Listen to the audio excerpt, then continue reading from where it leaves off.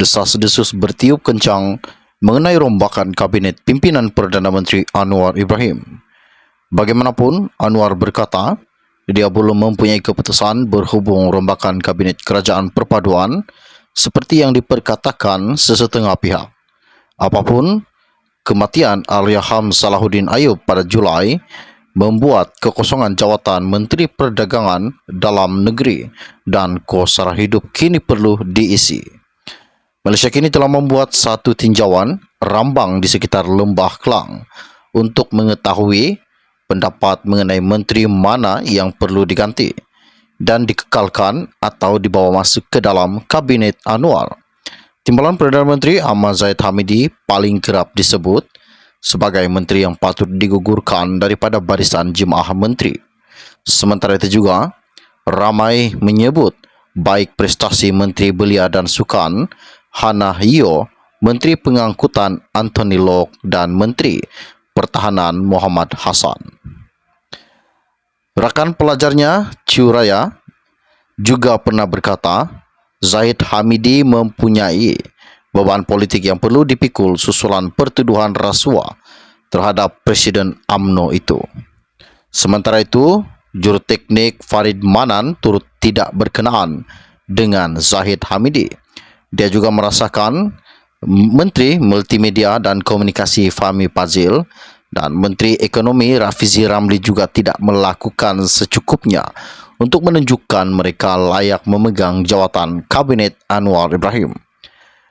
Peniaga Sivaguru Krish Hanar pula mencadangkan agar Zahid dan rakannya dalam UMNO, Menteri Jabatan Perdana Menteri Azalina Othman Said perlu dibuang daripada Kabinet. Dalam pada itu juga, Eksekutif Peter John memberitahu Presiden Amanah Muhammad Sabu kelihatan lebih cemerlang ketika dia berkhidmat sebagai Menteri Pertahanan ketika pentadbiran PH pada 2018 sehingga 2020. Lim Ton Chai yang bekerja sendiri turut menuding jari menyoal keberkesanan Menteri Dalam Negeri Saifuddin Nasution Ismail dan Menteri Perpaduan Negara Airon Agodagong.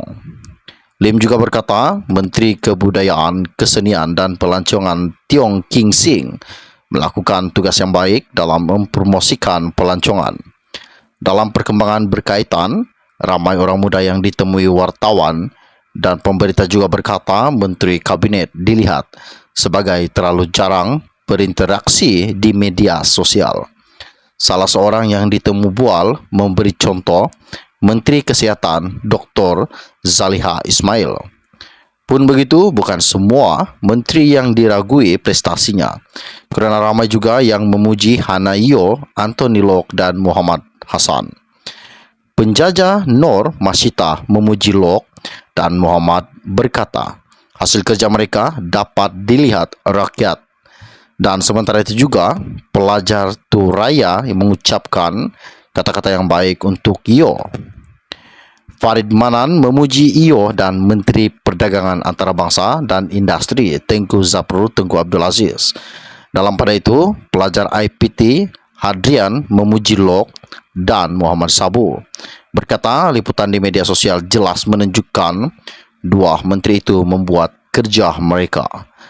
Akshan pula berkata, Rafizi sedang melakukan kerja yang baik untuk memulihkan dan membina semula ekonomi negara yang terjejas selepas COVID-19.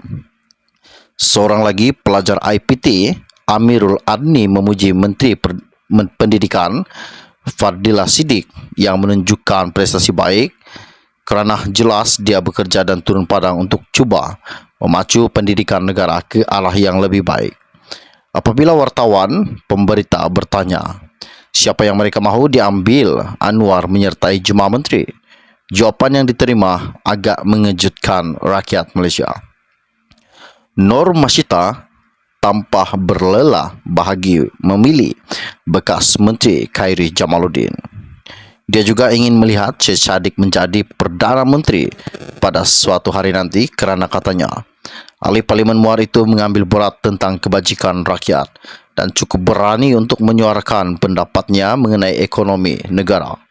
Sementara itu, seorang lelaki yang bekerja sendiri yang hanya ingin dikenali sebagai Muhammad menggesa supaya Najib Razak dibebaskan dari penjara dan kembali menjadi Perdana Menteri. Berkata keadaan negara lebih baik pada era pentadbiran beliau iaitu Najib Razak. Sekian info ringkas dari saya untuk anda. Kita akan berjumpa lagi. Salam jumpa dan salam kenal semua. Bye-bye.